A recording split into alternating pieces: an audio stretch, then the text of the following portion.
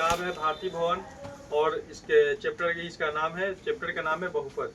ठीक है, बहुपद में हम लोग 1 का ए में क्वेश्चन नंबर 6 का 1 करने जा रहे हैं। इसमें दिया है पहला नंबर क्वेश्चन 6 का 1 में सत्यापित करें कि 2,1,1 त्रिघात बहुपद x³ - 4x² + 5x - 2 के शून्यक है। शून्यकों और गुणांकों के बीच में संबंध स्थापित करना है। और इसी तरह से आपको 3 क्वेश्चन 2 क्वेश्चन आगे भी सेम दिया हुआ है। तो अगर हम लोग किसी एक क्वेश्चन को करते हैं तो आसानी से उसके नेक्स्ट 2 क्वेश्चन को आसानी से उसको कर सकते हैं। ठीक है, तो हम आपको 6 का 1 नंबर करके बता रहे हैं। इसमें आपको दिया है 6 का 1 नंबर में आपको दिया है, आप चूंकि देखिए त्रिघात बहुपद की बात हुआ तो इसमें 3 ठो शून्यक होता है, 3 शून्यक होता है। एक होता है अल्फा, दूसरा होता है बीटा और तीसरा को हम लोग बोलते हैं गामा। तो अल्फा में चल जाएगा पहला नंबर वाला 2, बीटा में चल जाएगा 1 और गामा में भी चल जाएगा 1।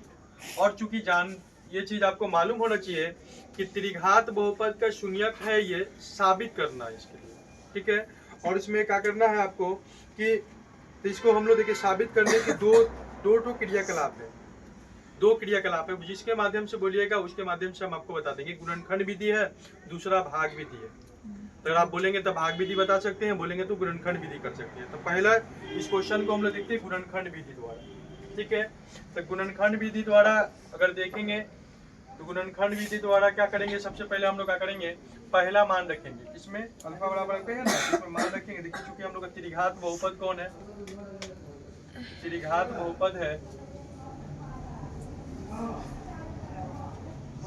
त्रिघात बहुपद आपको दिया है x³ - 4x² + 5x और -2। ठीक है, सबसे पहले तो सत्यापित करना। तो सत्यापित करने के लिए क्या करेंगे, सबसे पहले देखिए तीनों मान को x बराबर सजा लीजिए। x बराबर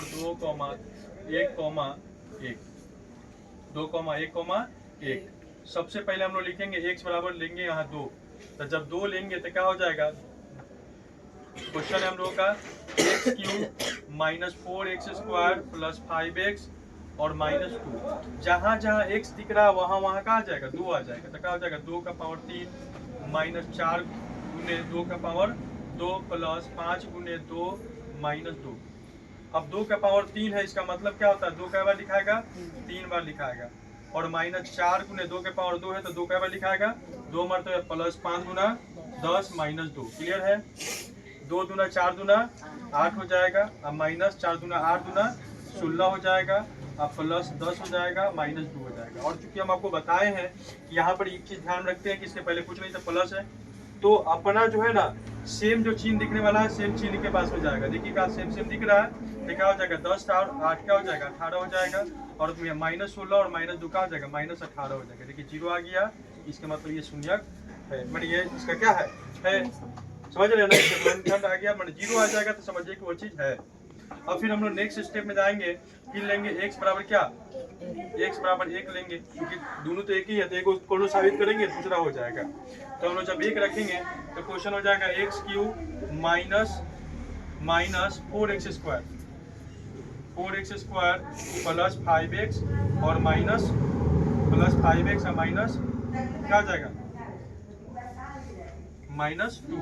तो यहाँ पर हम लोग x की जगह पर क्या रखेंगे, 1, तो 1 का क्यूब -4 गुने 1 का स्क्वायर + 5 गुने 1 और -2। 1 का क्यूब, 1 को कितना बार भी गुना कराएंगे, 1 ही आएगा। -4 गुने 1 का स्क्वायर इक्वल टू 1 होता है, 4 एकम + 5 एकम 5 -2। माइनस दोनों एक साथ में हो जाएगा, क्या हो जाएगा, -6 और 5 और 1 दोनों प्लस वाला एक साथ में हो जाएगा 6। देखिए 0 आ गया, मतलब ये साफ हो गया कि क्या है, ये क्या है, ये तीनों शून्यक है इसका। ठीक है, अब गुणांकों के बीच में संबंध स्थापित करना है। तो देखिएगा गुणांकों के बीच का संबंध यानी कि alpha into beta into gamma. ठीक है, alpha into beta into gamma equal to formula होता है क्या, -d/a। क्या होता है, -d/a। तो उसके लिए सबसे पहले आपको क्या करना होगा, इसको आप देखिए, इसको नोट करने के बाद में इसको जो हम बता रहे हैं अभी इसको नीचे लेके जाइएगा। तो हम लोग यहाँ से निकालेंगे a बराबर, तो घात 3 के पहले जो होता है ना उसको बोलते हैं, तो घात 3 के पहले क्या है, 1 है, कुछ नहीं तो 1 रहता है। घात 2 के पहले वाला को हम बोलते हैं, क्या बोलते हैं, बी बोलते हैं। तो घात 2 के पहले क्या है -4 है, और घात 3 के घात जो ये 1 होता है उसके पहले वाला को हम लोग बोलते हैं सी, और जो अचर पद होता है उसको बोलते हैं डी। ठीक है, अब देखिए तीनों चार चीज का मान मालूम हो गया, यहाँ पर -d है। अल्फा का मान आपको कितना है, देखिए 2 हम लोग पहले लिख दिए 2, बीटा का मान कितना है 1, और गामा का मान कितना है 1, और इधर क्या हो जाएगा -d/a तो -2। अब बताइए का मान क्या है 1 है, 2 एकम 2 एकम 2, अब बराबर क्या हो जाएगा -+2। बोलिए बराबर आया सब, आया ना। तो जब आ गया तो क्या हो जाएगा प्रूफ होगा। इसी तरह से आगे का 2 क्वेश्चन है, हो जाएगा आपसे, समझ गए।